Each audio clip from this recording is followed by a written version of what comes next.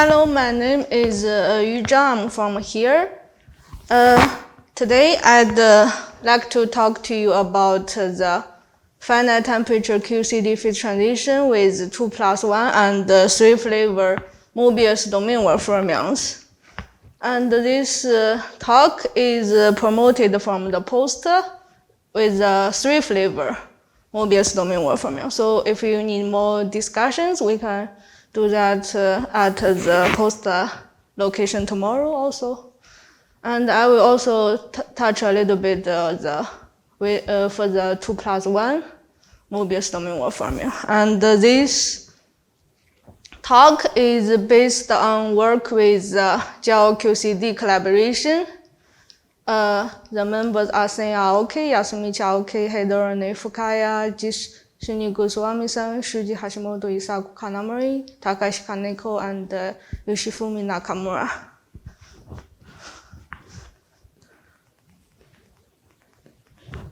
Firstly, I will start with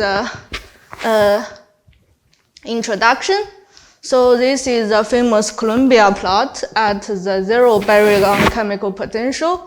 This describes how the order of phase transition changes as you change the quark mass and the number of flavors.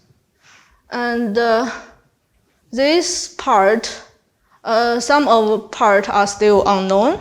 For example, this part. And this part is also discussed by the Hidorone.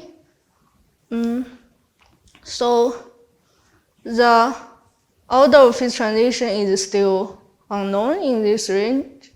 And at the Cal limit, we know that it depends on how the UE1 symmetry manifests itself, whether it is broken or effectively restored at the critical temperature. So according to Pisatsky, and we'll check that if it is still remains broken at the critical temperature, then it is the second order phase transition belongs O4 universality class. If it is effectively restored, then it is not the O4 universality class. It belongs to this one, and it may be a possible first order phase transition.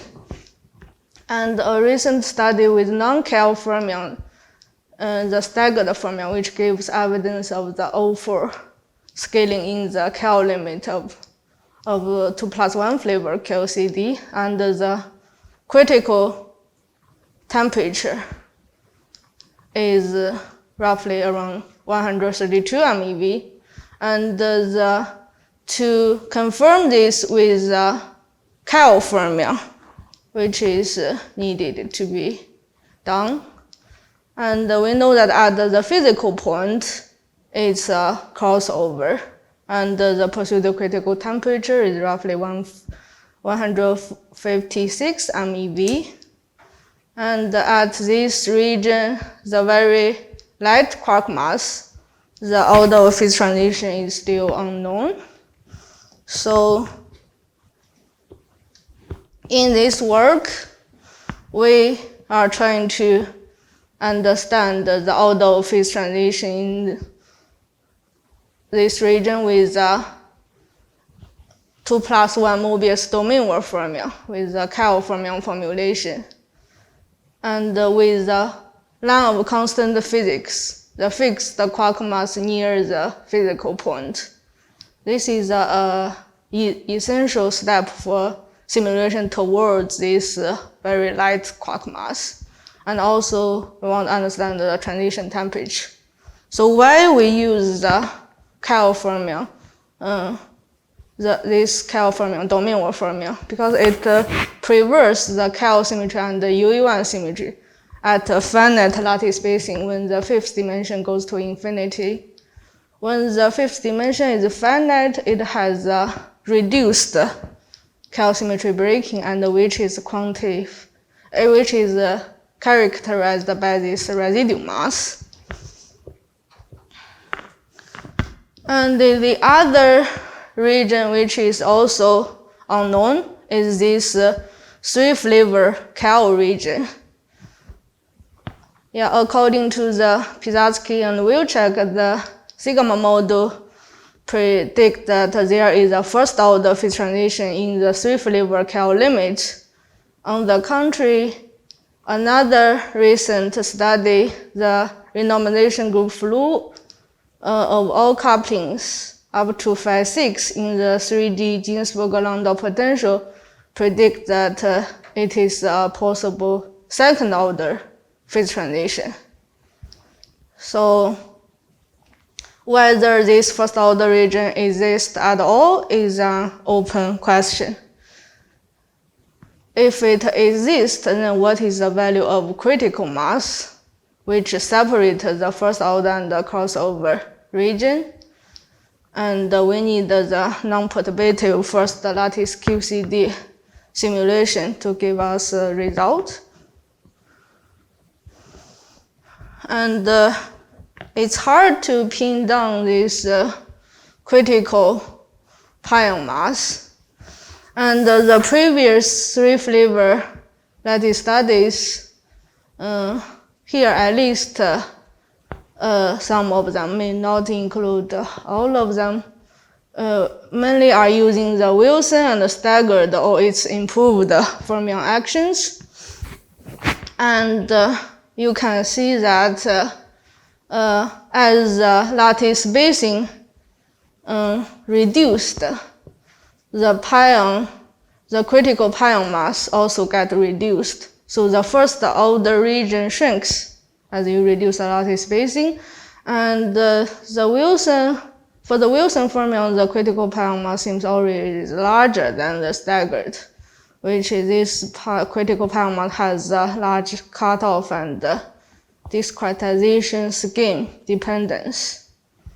And a recent study with unimproved staggered fermion, and their study suggests that in the continuum Cal limit, it is a second order phase transition, no first order region at all. And they also employed the same analysis to this Wilson Clover fermion data, and it also suggests a second order phase transition in the continuum Cal limit as the staggered case. So this leaves little room for the first order region, but it cannot be ruled out. And the exist results are either from Wilson or staggered or its improved fermion actions. So it's important to use the Cal fermion to further explore this problem. And in this work, we're using the three-flavor Mobius domain-word fermion. And this is our lattice setup. We're using the three-flavor Mobius domain-word fermion with the fifth dimension equal to 16 and the semantic gauge X at a fixed beta equal to 4.0. And the lattice spacing is this value, and this is determined by the Wilson flow T0 and matching with the 2+1 physical point result. And for our finite temperature lattices, we have lattices of n tau equal to 8, and which correspond to this temperature. And we have two different volume, and we have this range of quark mass to scan the mass at the fixed temperature. And we also have n tau equal to 12, which correspond to this temperature, have two volume, and this is a quark mass range.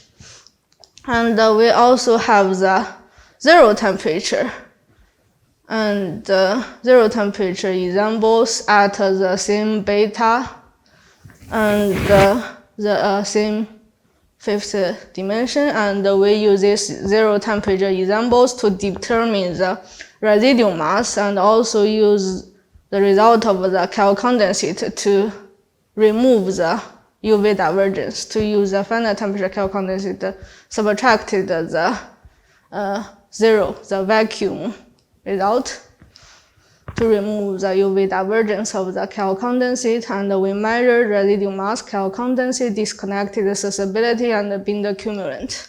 And for the measurement, for the RHMC, we use a grid code, and for the measurement, we're using the hadrons code. And we're using the supercomputer Fugaku and the Wisteria. For the finite fifth dimension, the Cal symmetry is broken, which leads to a additive shift to the input quark mass. So the total quark mass is equal to this. And the residual mass will close to zero as the fifth dimension goes to infinity, but this way is cost is very high. Our practical simulation is this. And the residual mass can be measured by the ratio of the midpoint correlate to the pion correlate at the large distance, where only the pion correlates contribute.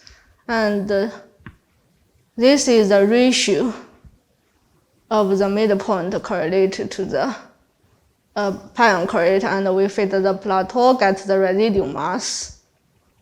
This shows the residual mass as a function of the quark mass, and we perform the linear fit, which describes the data very well. And this linear dependence in the quark mass is actually the discretization effect. The common way for remove this and define a mass-independent residual mass is to use the to do the extrapolation to the input quark mass limit, and the residual mass is around this value. The residual mass is around this value, and our smallest input quark mass is shown here, is also around this value. So our total quark mass is, our smallest total quark mass is around the Cal limit. And that definition of residual mass, which makes pion vanishes in the Cal limit, as shown on this plot. This shows the pion mass square as a function of the renormalized quark mass. And for the quantities like Cal condensate, who receives the contribution from the energy extends up to the cutoff scale, which is larger than the contribution from the residual mass effect. So this argument does not work. So according to the Steve Sharp, the Cal condensate for the domain work fermion is shown in this way. So this is additive divergence, and this part is which caused by the residue. The finite LS is a residue symmetry breaking effect, and there is an X factor which is not known. And this, if we extrapolate to the Cal limit, there still have the remnant divergence.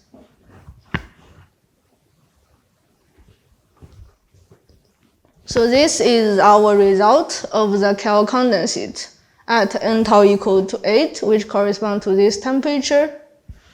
And the Cal condensate is the order parameter for the Cal symmetry breaking. And this shows the Cal condensate for our finite temperature and also the zero temperature.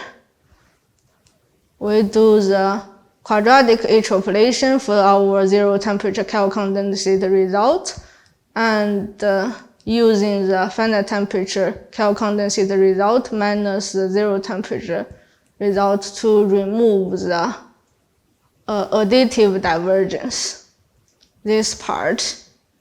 And for the multiplicative renormalization, we use the renormalization constant.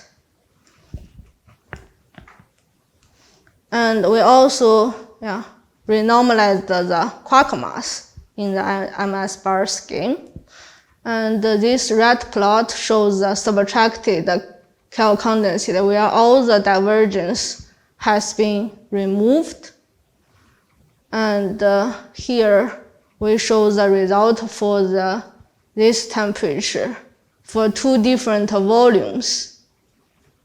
You see there is no volume dependence, so it's a crossover.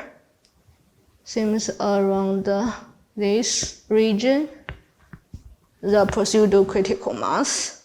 You have time on. Ah, okay. Thank you. And we use a disconnected susceptibility to precisely locate the transition point, which has a peak at the transition point, which is around 44 MeV for this temperature.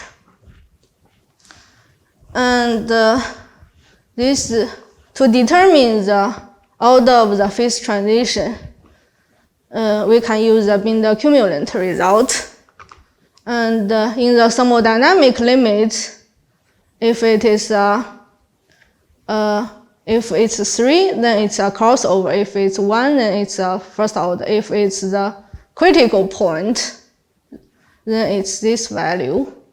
For the finite volume, the critical second order transition point, this is scale invariant, didn't change with the volume. If it's the crossover, then it is increased as you increase the volume. So here is our Binder cumulant result. Here we only focus on the transition point for the fixed temperature. This transition point is located by the peak location of the disconnected susceptibility. We see it is close to 3. As you increase the volume, it is close to 3, so it is a crossover. And this is our Cal-condensate result for NT equal to 12, which corresponds to this temperature. This is a Cal-condensate and the subtracted Cal-condensate with 2 different volumes. This is a disconnected susceptibility. The transition point is around the physical quark mass point, and this we need more statics. Currently, it's work in progress, and the order of phase transition for that transition point it also seems to be a crossover. And let me just summarize the 3 flavor study. So we found that at this temperature it is a crossover, and the pseudo-critical mass is around 44 MeV. And for this temperature around 101 MeV, it also seems to be a crossover, and the pseudo-critical mass is around 3.7 MeV. And let me quickly move to our 2+1 study. This is our lattice setup. And we're also using similar setup as 3 flavor. And here, the lattice spacing is within this range.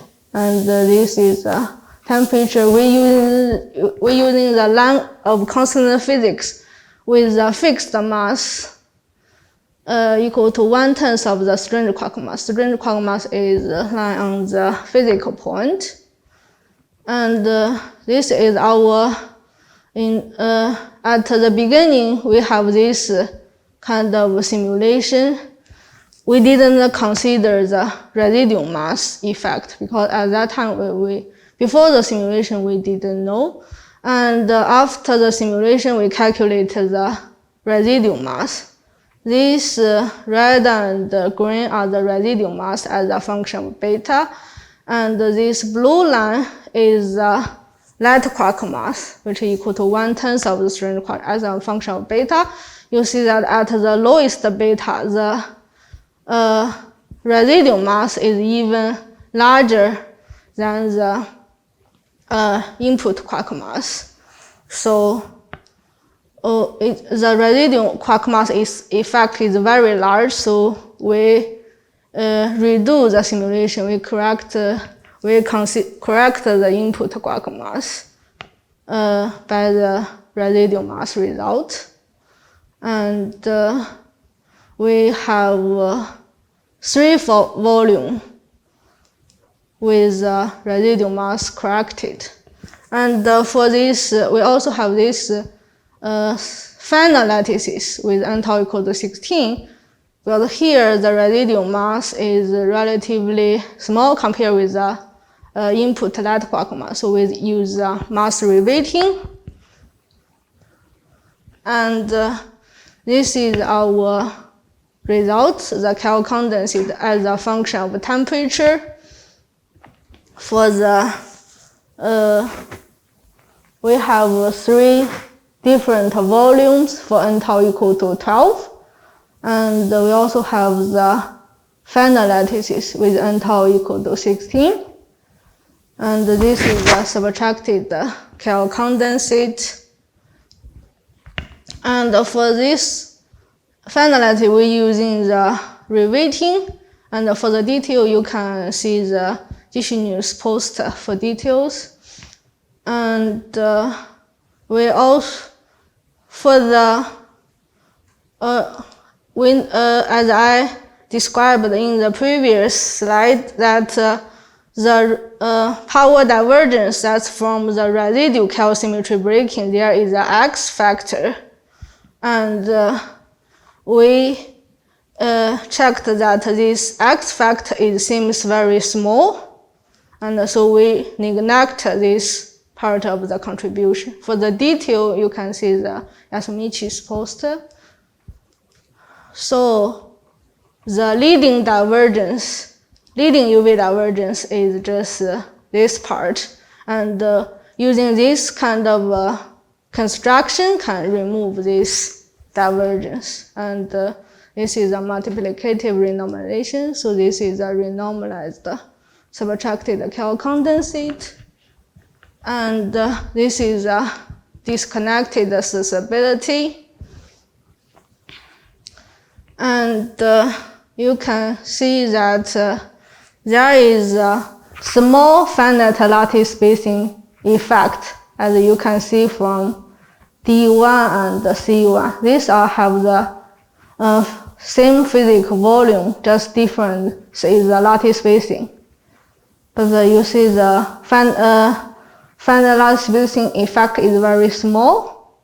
And you also observe the large volume effect at the lower temperature range and the small volume effect, small finite volume effect at the larger temperature.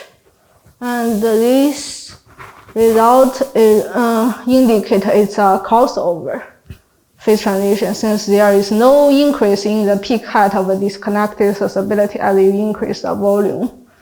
And it seems that the peak location shifts to the larger temperature as you increase the volume. And the transition temperature is roughly around this range. And for this larger volume, we need more statics, because the statics is just 1/5 of others. So that's all. Let me just summarize that 2+1 study. And the transition temperature is roughly around 160 to 175 MeV for the quark mass equal to 1/10 of the strange quark mass. And the mass reweighting works for the fine lattice, which is n-tau equal to 16. And for the outlook, we need more statics for this a larger volume. And after this, we are trying to do the simulation for the physical quark mass. And also the residual mass effect, the contribution to the Kell condensate need to be better understood. So that's all. Thank you.